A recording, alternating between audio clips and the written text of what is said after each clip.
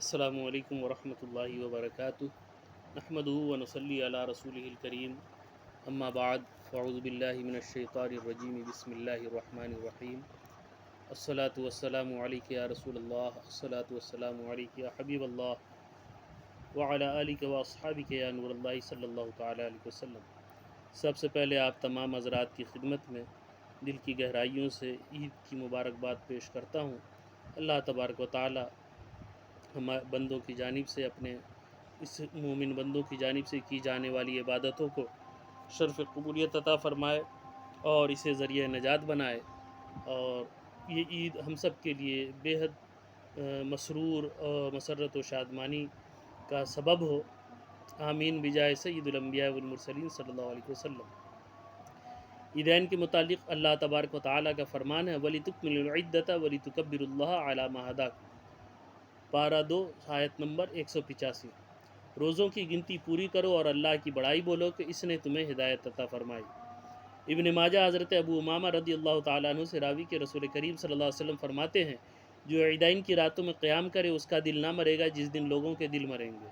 اصبہانی میں حضرت معاذ بن جبل رضی اللہ تعالیٰ عنہ سے راوی کہ فرماتے ہیں کہ جو 5 راتوں میں شب بیداری کرے اس کے لیے جنت واجب ہوتی ہے۔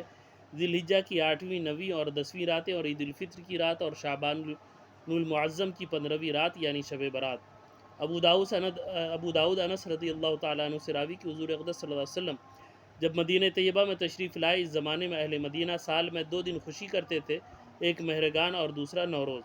فرمایا یہ کیا دن ہے؟ لوگوں نے عرض کی جاہلیت میں ہم ان دنوں میں خوشی کرتے تھے، تو فرمایا اللہ کے حبیب صلی اللہ علیہ وسلم نے کہ اللہ تعالیٰ نے ان کے بدلے میں ان سے بہتر 2 دن عطا کیے ہیں، عید اضحیٰ اور عید الفطر کے دن۔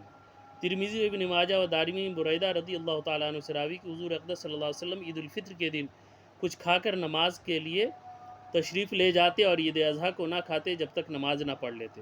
اور بخاری کی روایت حضرت انس رضی اللہ تعالیٰ عنہ سے ہے کہ عید الفطر کے دن تشریف نہ لے جاتے جب تک چند کھجوریں نہ تناول فرما لیتے اور وہ طاق ہوتی۔ ترمذی و دارمی نے حضرت ابو ہریرہ رضی اللہ تعالیٰ عنہ سے روایت کی کہ عید کو ایک راستے سے تشریف لے جاتے اور دوسرے راستے سے واپس ہوتے۔ ابو داؤد ابن ماجہ کی روایت انہی سے ہے کہ ایک مرتبہ عید کے دن بارش ہوئی تو مسجد میں حضور صلی اللہ علیہ وسلم نے عید کی نماز ادا فرمائی، تو معلوم ہوا کہ مسجد میں بھی عید کی نماز درست ہے۔ صحیحین میں ابن عباس رضی اللہ تعالیٰ عنہ سے مروی کہ حضور صلی اللہ علیہ وسلم نے عید کی نماز 2 رکعت پڑھی، نہ اس سے قبل نماز پڑھی نہ بعد میں۔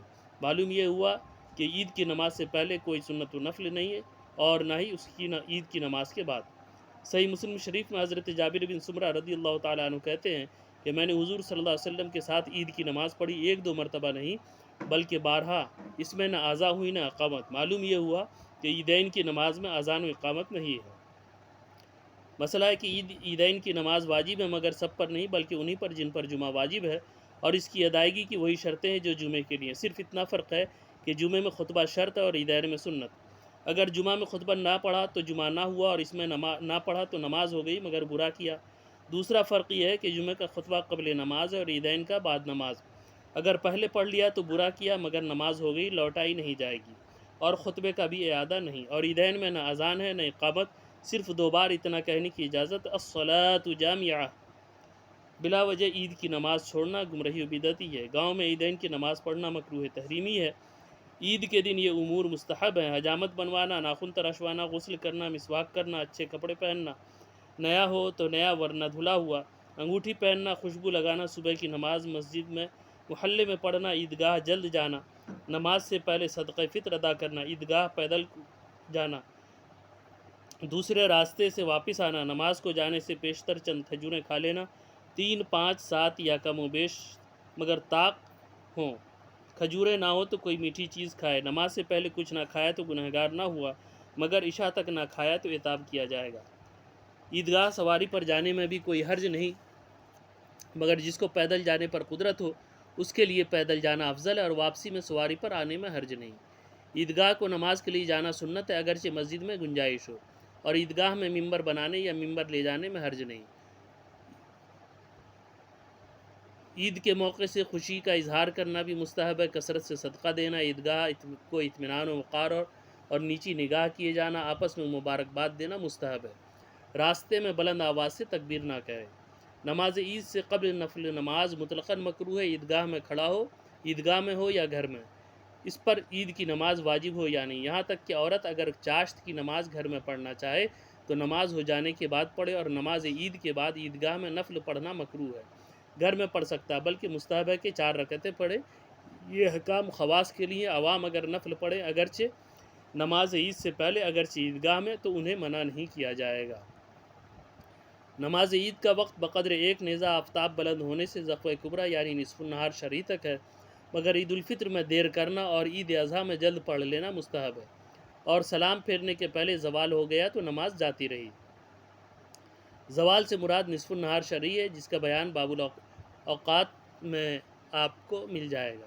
اب نماز عید کا طریقہ ملاحظہ فرما لیں کہ اس کا طریقہ یہ ہے کہ 2 رکعت واجب عید الفطر یا عید اضحیٰ کی نیت کرے، کانوں تک ہاتھ اٹھائے اور اللہ اکبر کہہ کر ہاتھ باندھ لے، پھر ثنا پڑھے، پھر کانوں تک ہاتھ اٹھائے اور اللہ اکبر کہتا ہوا ہاتھ چھوڑ دے، پھر ہاتھ اٹھائے اور اللہ اکبر کہہ کر ہاتھ چھوڑ دے، پھر ہاتھ اٹھائے اور اللہ اکبر کہہ کر ہاتھ باندھ لے، یعنی پہلی تکبیر میں ہاتھ باندھے، اس کے بعد 2 تکبیروں میں ہاتھ لٹکائے، پھر چوتھی تکبیر میں ہاتھ باندھ لے۔ اس کو اس طرح یاد رکھیں کہ جہاں تکبیر کے بعد کچھ پڑھنا ہے وہاں ہاتھ باندھ لیے جائیں، اور جہاں پڑھنا نہیں وہاں ہاتھ چھوڑ دیے جائیں۔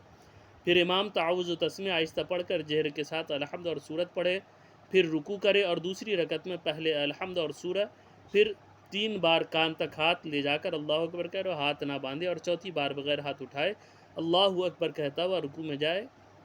اس سے معلوم ہوا کہ عیدین کی نماز میں زائد 6 تکبیریں ہوئیں، 3 پہلے میں قرات سے پہلے اور 2 تکبیر تحریمہ کے بعد، اور 3 دوسری میں قرات کے بعد اور تکبیر رکوع سے پہلے۔